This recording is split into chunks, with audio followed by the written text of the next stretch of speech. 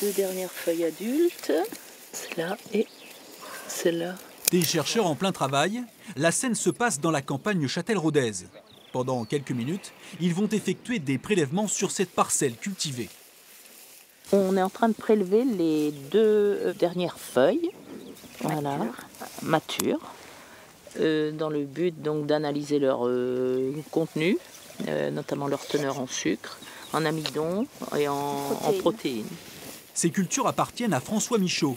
En phase de conversion bio, il s'est porté lui-même candidat pour participer à l'expérience. Objectif ici, vérifier l'intérêt associé des cultures entre elles. L'intérêt, c'est de prouver que de mélanger des espèces, on n'a plus besoin de fongicides, on n'a plus besoin d'herbicides. Les plantes se complètent elles-mêmes et du coup, elles occupent l'espace et on n'a plus besoin de mettre de produits phyto.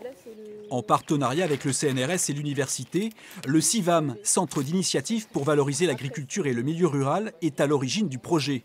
Des études longues, programmées sur 3 ans. On aimerait avoir le meilleur compromis, nous, d'un côté en termes de biodiversité et rendement. Donc l'aspect agronomique est étudié par rapport au févrole, mais aussi cette année avec le blé. Donc c'est pour ça qu'on fait les dosages et on va mettre en corrélation toutes ces données-là pour savoir ce qui est le plus intéressant en termes d'association. Actuellement, 10 agriculteurs participent à ces recherches.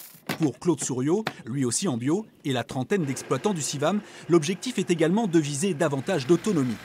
C'est vrai qu'il faut sortir un peu de certains poids des techniciens et bon, des COP qui ont tendance à faire à notre place beaucoup de choses.